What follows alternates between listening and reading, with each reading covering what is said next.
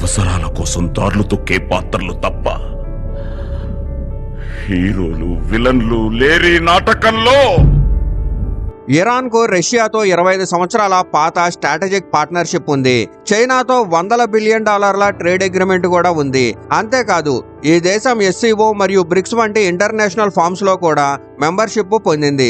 ఈ కారణంగా ప్రపంచానికి చూస్తే ఇరాన్ వెనక రష్యా మరియు చైనా వంటి పెద్ద శక్తులు ఉన్నట్టు కనిపిస్తుంది. అయితే ఒక పెద్ద ప్రశ్న ఇక్కడే వస్తుంది.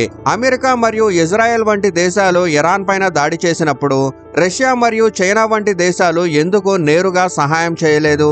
ఇరాన్ ఎందుకు ఒక్కసారిగా ఒంటరిగా మిగిలిపోయింది? ప్రస్తుతం ఈ యుద్ధంలో ఏ దేశం ఎవరి పక్షంలో ఉంది? మరియు ఈ మొత్తం పరిస్థితి పైన భారతదేశం యొక్క వ్యూహం ఏమిటి? ఈ వీడియోలో ఈ ప్రశ్నలన్నిటికీ సంబంధించిన సమాధానాలు తెలుసుకుందాం. ఈ యుద్ధంలో ఇరాన్ కు అత్యంత అవసరమైన సపోర్టు ఏ దేశం నుండి కావాలి అనే ప్రశ్నకు సమాధానం చాలా సింపుల్. ఈ యుద్ధంలో ఇరాన్ ఎక్కువగా ఆశ పెట్టుకున్న దేశాలు రష్యా మరియు చైనా. ఎందుకంటే ఈ రెండు దేశాలతో ఇరాన్ కు చాలా బలమైన ఆర్థిక మరియు సైనిక సంబంధాలు ఉన్నాయి. ఎగ్జాంపుల్ గా చైనాతో ఇరాన్ కు $400 బిలియన్ కు పైగా ట్రేడ్ రిలేషన్షిప్స్ ఉన్నాయి. చైనా ప్రపంచంలోనే అతిపెద్ద ఫ్యూయల్ కన్జంప్షన్ దేశాల్లో ఒకటి. ఇరాన్ దగ్గర ప్రపంచంలోనే పెద్ద ఆయిల్ రిజర్వ్స్ ఉన్నాయి. అందుకే చైనా ఇరాన్ నుండి దాని ఆయిల్ లో దాదాపు 80% తక్కువ ధరకు కొనుగోలు చేస్తుంది. ఇది చైనా కోసం కూడా లాభం, ఇరాన్ కోసం కూడా పెద్ద ఆదాయం. అంతేకాదు చైనా ఇప్పటి వరకు ఇరాన్ కు మిసైల్స్, డ్రోన్స్ మరియు డిఫెన్స్ సిస్టమ్స్ కూడా అందించింది. ఇది కేవలం వ్యాపార సంబంధం మాత్రమే కాదు, ఒక రకమైన సైనిక సహకారం కూడా. ఇరాన్ మరియు చైనా మధ్య బలమైన డిప్లొమాటిక్ సంబంధాల కారణంగా Iran Shanghai cooperation organisation SCO మరియు BRICS+ వంటి గ్రూప్స్ లో కూడా చేరింది. ఇక రష్యా విషయానికి వచ్చేస్తే రష్యా మరియు ఇరాన్ మధ్య కూడా చాలా బలమైన సంబంధాలు ఉన్నాయి. ప్రత్యేకంగా రష్యా ఉక్రెయిన్ యుద్ధం ప్రారంభమైన తర్వాత ఈ రెండు దేశాలు మరింత దగ్గరయ్యాయి. ఆ సమయంలో ఇరాన్ రష్యాకు డ్రోన్స్ మరియు ఇతర ఆయుధాలు కూడా అందించింది. దానికి ప్రతిగా రష్యా ఇరాన్ కు S-400 ఎయిర్ డిఫెన్స్ సిస్టమ్ ఇవ్వాలని ఒప్పుకుంది. ఇది ప్రపంచంలోనే అత్యంత శక్తివంతమైన డిఫెన్స్ సిస్టమ్స్ లో ఒకటి. అదే టైంలో రష్యా Su-35 ఫైటర్ జెట్స్ కూడా ఇవ్వాలని చెప్పింది. కానీ ఇప్పటి వరకు ఆ ఫైటర్ జెట్స్ పూర్తిగా అందలేదు. అంతేకాదు ఇరాన్ కు రష్యాతో 25 సంవత్సరాల స్ట్రాటజిక్ పార్ట్నర్షిప్ కూడా ఉంది. ఈ అన్ని కారణాల వల్ల ఈ యుద్ధంలో ఇరాన్ ఎక్కువగా ఆశ పెట్టుకున్న దేశాలు రష్యా మరియు చైనా. అయితే ఇప్పుడు పెద్ద ప్రశ్న వస్తుంది. చైనా ఎందుకు నేరుగా సహాయం చేయలేదు?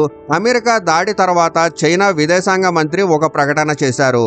ఆ ప్రకటనలో ఆయన ఇలా చెప్పారు: ఇరాన్ భద్రత మరియు సరిహద్దుల్ని గౌరవించాలి, ఉద్రిక్తతను తగ్గించాలి మరియు సమస్యను చర్చల ద్వారా పరిష్కరించాలి. కానీ చైనా ఎక్కడా కూడా నేరుగా సైనిక సహాయం ఇవ్వలేదు. దీనికి ఒక ముఖ్యమైన కారణం ఉంది. ప్రస్తుతం చైనా పూర్తిగా తన ఆర్థిక వ్యవస్థ మరియు భవిష్యత్తు వ్యూహాలపైన దృష్టి పెట్టింది. చైనా లక్ష్యం ఏంటంటే 2035 నాటికి ప్రపంచంలోనే అతిపెద్ద ఆర్థిక వ్యవస్థగా మారడం. ప్రస్తుతం చైనా ఆర్థిక వ్యవస్థ సుమారు $19 ట్రిలియన్ మరియు ప్రతి సంవత్సరం దాదాపు 5% వృద్ధితో పెరుగుతుంది. ఇలాంటి సమయంలో మరో పెద్ద యుద్ధంలో జోక్యం చేసుకోవడం చైనా కోసం ప్రమాదకరం. ఇంకా ఒక ముఖ్యమైన విషయం ఏంటంటే చైనా దృష్టి ఇప్పుడు తైవాన్ సమస్య పైన ఉంది. 2027 నాటికి తైవాన్ విషయంలో పెద్ద పరిణామాలు జరగచ్చని ప్రపంచం భావిస్తుంది. అందుకే చైనా ఇప్పుడే మరో యుద్ధంలో చిక్కుకోవాలని కోరుకోవడం లేదు. అంటే క్లియర్ గా చెప్పాలంటే ఇప్పుడు ప్రపంచంలో ప్రతి దేశం తన స్వార్థంలోనే బిజీగా ఉంది. ఎవరి మీద ప్రత్యేకంగా పట్టింపు లేదు. గతంలో యుద్ధాలు జరిగినప్పుడు ఒక దేశం తన మిత్ర దేశానికి నేరుగా సహాయం చేసేది. కానీ ఇప్పుడు అలాంటి విషయాలు దాదాపు కనిపించడం లేదు. ఎగ్జాంపుల్ గా ఆస్ట్రియా హంగేరీ రాజకుమారుడు ఆర్చ్డ్యూక్ ఫ్రాన్స్ ఫెర్నాండిస్ పైన సారాజెవోలో జరిగిన దాడి కారణంగా మొదటి ప్రపంచ యుద్ధం ప్రారంభమైంది. ఎందుకంటే అప్పట్లో దేశాల మధ్య బలమైన సంబంధాలు ఉండేవి. అలాగే రెండో ప్రపంచ యుద్ధం కూడా అనేక దేశాల మధ్య ఉన్న మిత్రత్వ ఒప్పందాల వల్ల విస్తరించింది. కానీ అది దాదాపు 100 సంవత్సరాల క్రితం ఉన్న ప్రపంచం. ఇప్పుడు ప్రపంచ రాజకీయాలు పూర్తిగా మారిపోయాయి. ఈ రోజుల్లో దేశాలు ఒప్పందాలు చేసుకున్నా అవసరం వచ్చినప్పుడు వాటిని పక్కన పెట్టే అవకాశం ఉంది. ఇతర దేశాల యుద్ధాల్లో నేరుగా జోక్యం చేసుకోవడానికి చాలా దేశాలు సిద్ధంగా ఉండవు. చాలా మంది అనలిస్టులు చెప్తున్నట్టు ఇప్పుడు ఇంటర్నేషనల్ రాజకీయాల్లో మాటల కంటే ప్రయోజనాలకే ఎక్కువ వాల్యూ ఉంది. కొంతమంది ఎక్స్పర్ట్స్ అయితే నాటో వంటి కూటములు కూడా భవిష్యత్తులో బలహీనపడే అవకాశం ఉందని చెప్తున్నారు. అంటే ఈ యుగంలో ప్రతి దేశం ముందుగా తన స్వార్థం మరియు వ్యూహాత్మక ప్రయోజనాలు మాత్రమే చూస్తుంది. ఇదే విషయాన్ని బ్రిటిష్ థింక్ ట్యాంక్ కు చెందిన అసోసియేట్ అహ్మద్ అబ్దుల్ కూడా చెప్తున్నారు. ఆయన ప్రకారం చైనా ఇలా ప్రవర్తించడం కొత్త విషయం కాదు. 2025లో జరిగిన ఇరాన్ 12 రోజుల యుద్ధం సమయంలో కూడా చైనా నేరుగా ఎలాంటి సహాయం చేయలేదు. ఎందుకంటే చైనాకు కూడా బాగా తెలుసు, ఇరాన్ దగ్గర అణుశక్తి పూర్తిగా వస్తే మిడిల్ ఈస్ట్ ప్రాంతంలో పెద్ద ఇన్స్టెబిలిటీ ఏర్పడే అవకాశం ఉంది. అది ఇంటర్నేషనల్ మ్యారిటైమ్ ట్రేడ్ కి కూడా పెద్ద అడ్డంకిగా మారచ్చు. ప్రపంచ వ్యాపారంలో పెద్ద పాత్ర పోషిస్తున్న చైనాకు దాని ఎఫెక్ట్ తప్పదు. అందుకే చైనా ఇలాంటి పరిస్థితుల్లో జాగ్రత్తగా వ్యవహరిస్తుంది మరియు నేరుగా యుద్ధంలో పాల్గొనడానికి ముందుకు రావడం లేదు. ఇక రష్యా విషయానికి వచ్చేస్తే రష్యా గత 4 సంవత్సరాలుగా ఉక్రెయిన్తో యుద్ధం చేస్తుంది. ఈ యుద్ధం ఇప్పటికే రష్యాకు భారీ నష్టం కలిగించింది. అంచనాల ప్రకారం ఈ యుద్ధంలో ఇప్పటి వరకు 3 లక్షలకు పైగా రష్యన్ సైనికులు మరణించారు. అలాగే 8 లక్షలకు పైగా సైనికులు గాయపడ్డారు లేదా అదృశ్యమయ్యారు. ఇది ఒక దేశానికి చాలా పెద్ద నష్టం. అదే టైంలో రష్యా ఆర్థిక వ్యవస్థ కూడా కష్టాల్లో ఉంది. ప్రస్తుతం రష్యా ఆర్థిక వృద్ధి కేవలం 0.6% మాత్రమే.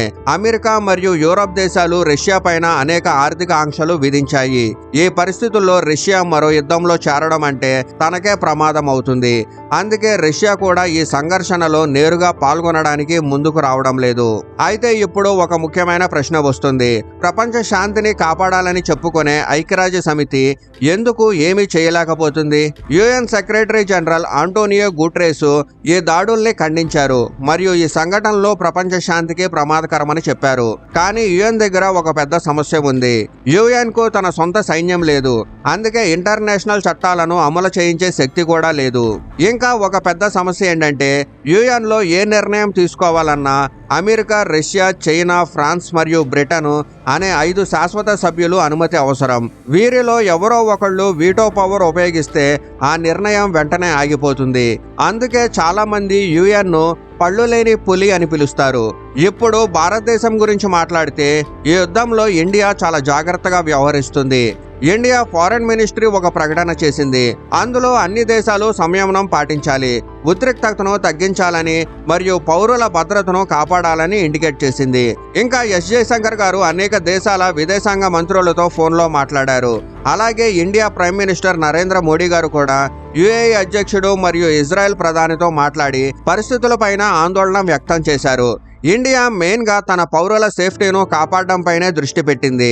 అనేక మంది ఎక్స్పర్ట్స్ అభిప్రాయం ప్రకారం ఇండియా ఈ విషయంలో బ్యాలెన్స్డ్ విధానాన్ని అనుసరిస్తుంది.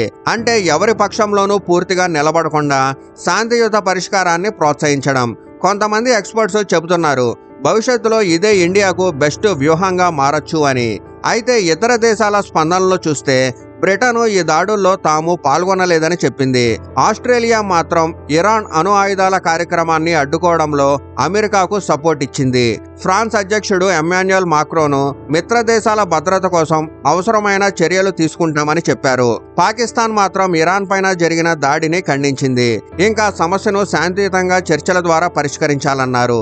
అలాగే గల్ఫ్ కోఆపరేషన్ కౌన్సిల్ దేశాలు UAE, బెహ్రాన్, Saudi Arabia, Oman, Khattar మరియు కువైట్ ఈ సంఘర్షణను ఆపడానికి చర్చలకు ప్రాధాన్యం ఇవ్వాలని చెప్పాయి.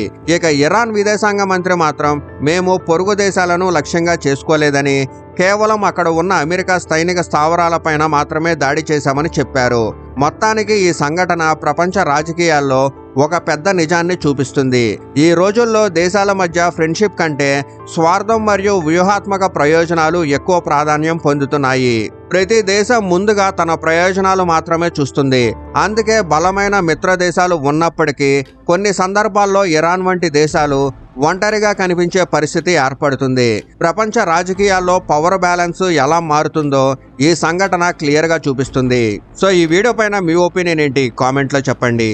మనిషిలో లోతుగా కూరుకుపోయిన ధర్మం ఒక్కటే అహం. ప్రతి పురుగును కదిలించే నిజం ఒక్కటే ఆకలి. తప్పించే ఆత్మనల్లా శాసించే శక్తి ఒక్కటే ఆశ.